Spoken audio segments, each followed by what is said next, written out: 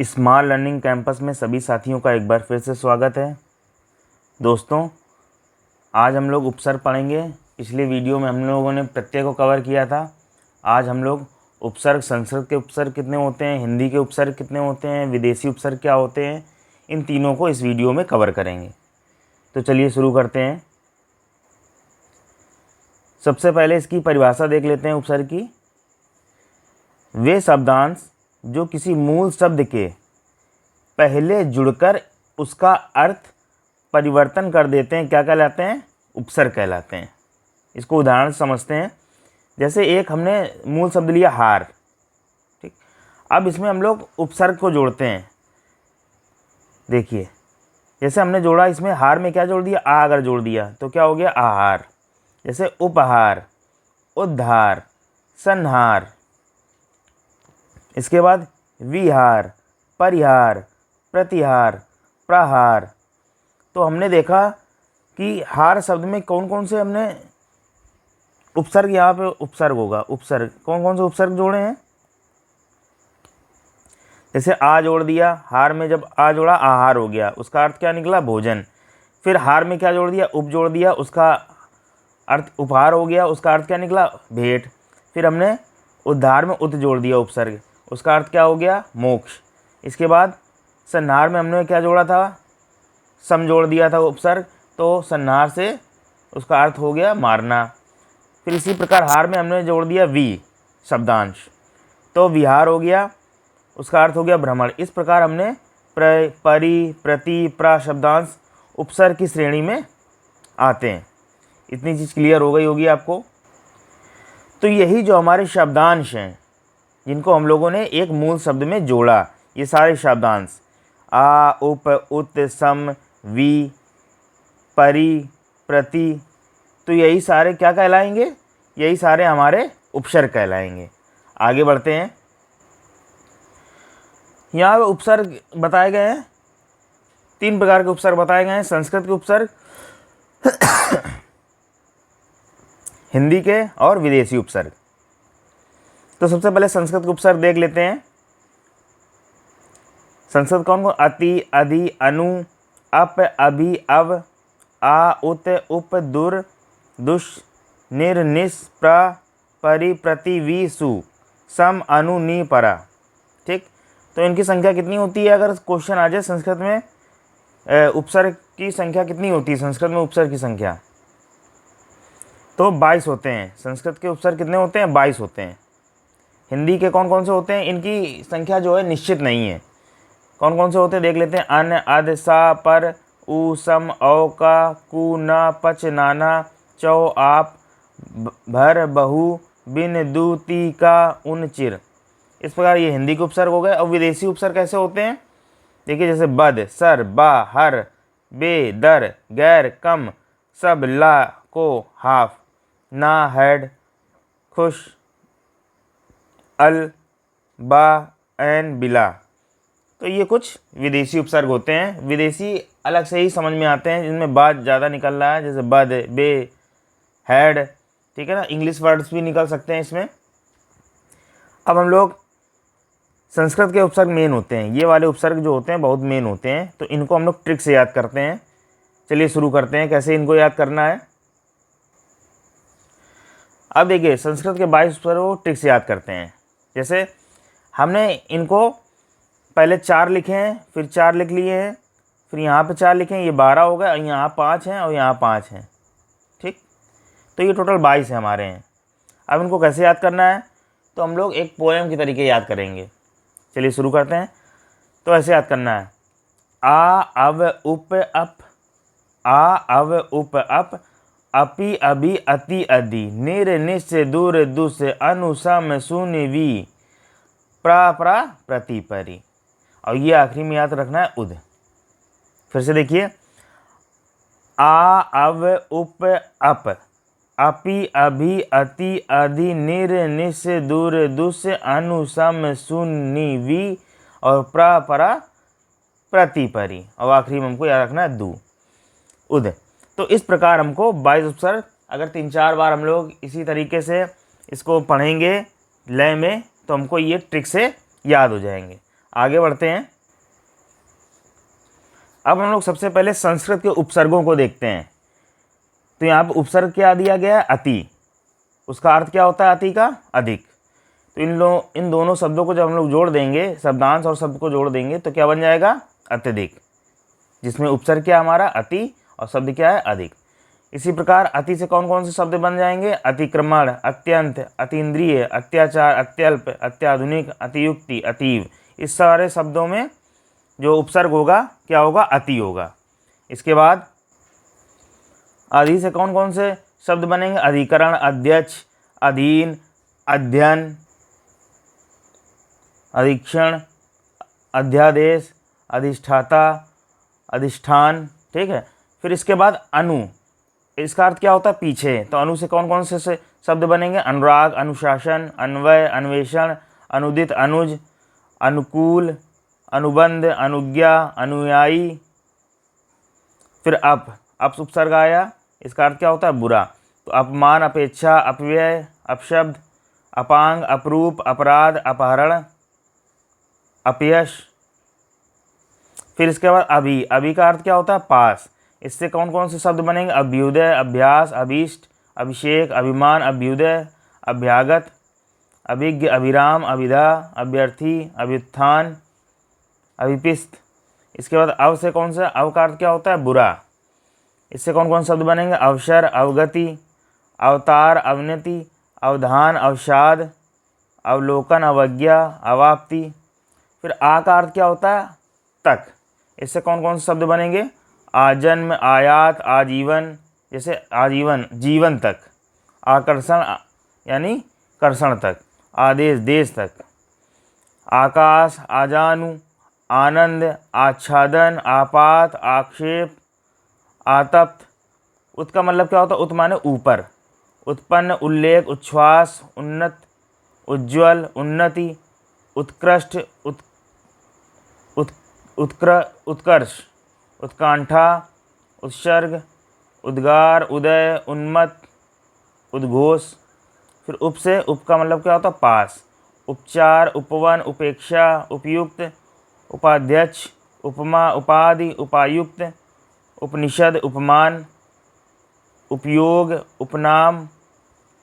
इसके बाद दुर से, दुर का मतलब होता है कठिन। दुर्घटना, दुर्दशा, दुरुपयोग, दुरह, दुराचार, दुर्व्यवहार, दुर्गति, दुर्वास, दुर्भिक्ष, दुर्जय, दुर्धर्ष। फिर दुष् का मतलब क्या होता है? बुरा। दुस्साध्य, दुशासन, दुष्कर, दुष्कर्म, दुश्चरित्र, दुश्चिता, दुश्चिंता, दुस्तर, दुष्परिणाम, दुशील। निर का मतलब होता है बिना, यानी निरोग, निराकार, निर्जर, निराकार, निरक्षर, निरुक्त, निर्निमेष, निर्वाचन, निर्मिति, निरर्थक, निरभ्र। निष् का मतलब क्या हो गया? बिना।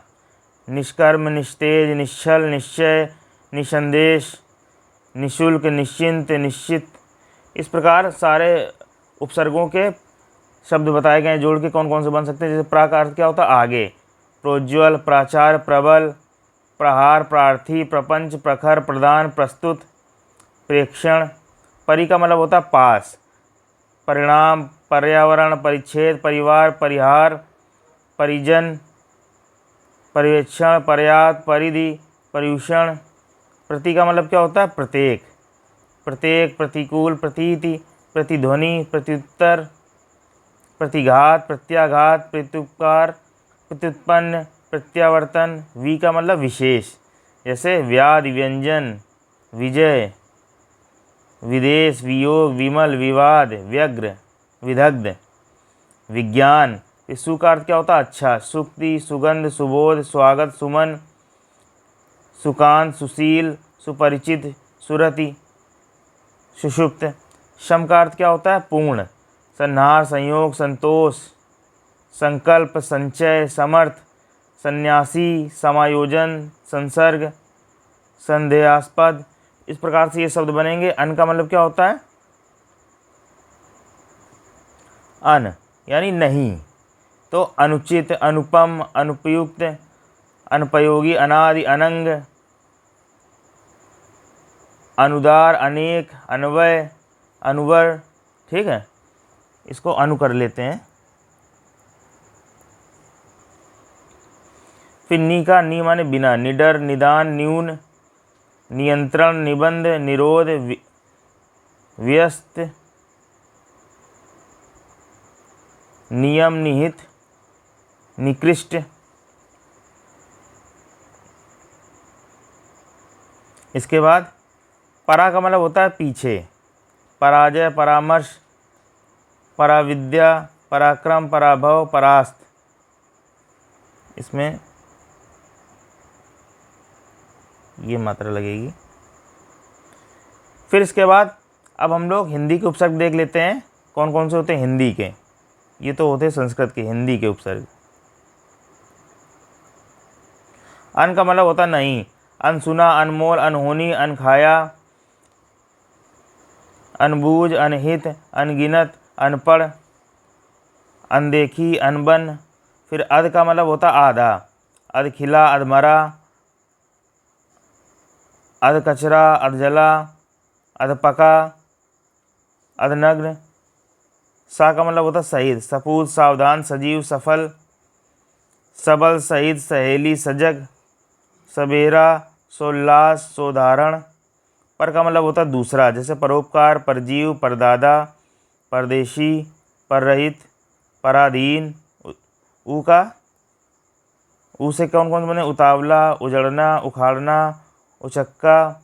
सम का अर्थ होता समान, जैसे समकक्ष, समकालीन, समदर्शी, समकोण, समतल, समग्र। अव का मतलब अब, अवतार, अवगट, अवगुण, अवसर, ओघड़। का यानी बुरा, कठोर, कपूत, कलंक। का मतलब भी बुरा होता है, कुचाल, कुपुत्र, कुरूप, कुठौर, कुटेव, कुदंग। ना का मतलब नहीं, जैसे नेति, नकुल, नगण्य, नास्तिक, नपुंसक। पच यानी पाँच, पचमढ़ी, पचकूट, पचरंगा, पंचमेल। नाना का अर्थ क्या होता है, विविध, जैसे नाना रूप, नाना विकार, नाना प्रकार। चौ यानी चार, चौपाया, चौपाल, चौकन्ना, चौरंगा, चौराहा, चौमासा, चौखट, चौपड़। आपका मतलब यानी स्वयं, आप सुनी, आप काज, आप बीती, आप कही। भर का अर्थ क्या हो जाएगा, भर यानी पूरा, भरपाई, भरसक, भरपेट, भरमार, भरपूर। इस प्रकार से सारे सब हमको देखने को मिल रहे हैं। जैसे बहु का अर्थ ज़्यादा, बहुभुज, बहुवचन, बहुमत। बिन का अर्थ बिना, बिन बोया, बिन ब्याहा, बिन खाए, बिन जाने, बिन देखा, बिन बुलाया। दु यानी दो, दुबला, दुकाल, दुनाली, दुरंगा, दोपहरी, दुमुहा, दुधारू, दुगुना। ती का मतलब जैसे तीन, तिमाही, तिकोन या तिकोना, तिपाही, तिरंगा, तिराहा, तिगुना। का अर्थ क्या, बुरा, काजल, कायर, का पुरुष। उनका मतलब एक कम, 79, 59, 19, 49, 29, 69।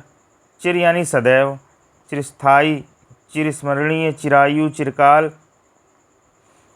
चिर यौवन, चिरजीवित, चिर परिचित। अब हम लोग जानेंगे उपसर्ग, कौन से उपसर्ग। अब हम लोग जानेंगे विदेशी उपसर्ग।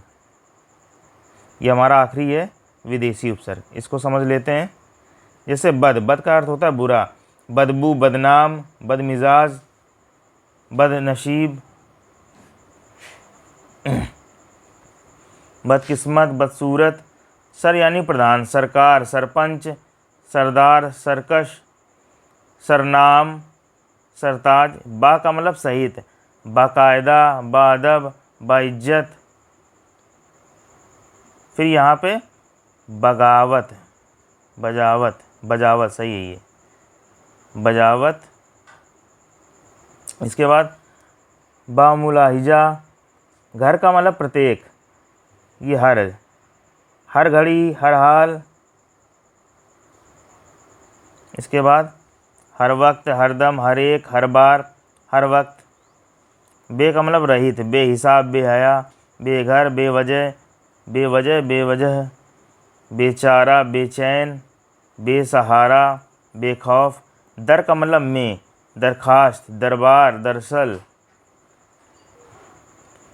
दरमियान, दरवेश, दर हकीकत। तो आपको साफ साफ पता चल रहा होगा कि ये सारे शब्द अलग से ही हमको विदेशी के रूप में मिल रहे हैं, अलग से इनका अर्थ समझ में आता है कि विदेशी हैं। दर किनारा, गैर का मतलब रहित, गैर मर्द, गैर वाजिब, गैर हाजिर, गैर सरकारी, गैर कानूनी या गैर कानून, गैर जिम्मेदार। कम का मतलब अल्प, कम वक्त, कमज़ोर, कम उम्र, कम अक्ल। सब का मतलब उप, सब इंस्पेक्टर, सब कमेटी, सब रजिस्ट्रार। ला का मतलब परे, लाजवाब, लापता, लावारिस, लापरवाह, लाचार। लाजिम, लाइलाज। को का मतलब सहित, को एजुकेशन, को ऑपरेशन। हाफ यानी आधा, half shirt, half ticket, half कमीज। तो इस प्रकार हमने तीनों प्रकार के उपसर्गों को एक वीडियो में कवर किया है। संस्कृत के 22 उपसर्ग, हिंदी के उपसर्ग और विदेशी उपसर्ग। तो हमारा ये वीडियो यहीं पे ख़त्म होता है। वीडियो कैसी लगी कमेंट में ज़रूर बताइएगा। कोई प्रश्न पूछना हो तो कमेंट करिएगा, और साथ में ये भी बताइएगा कि इसमें आपको कहाँ कहाँ पे प्रॉब्लम आई और कितना क्या समझ में आया। सारी चीज़ें आप हमको कमेंट बॉक्स में कमेंट करके बता सकते हैं। तो चलिए मिलते हैं हम लोग अगले वीडियो में, तब तक के लिए धन्यवाद।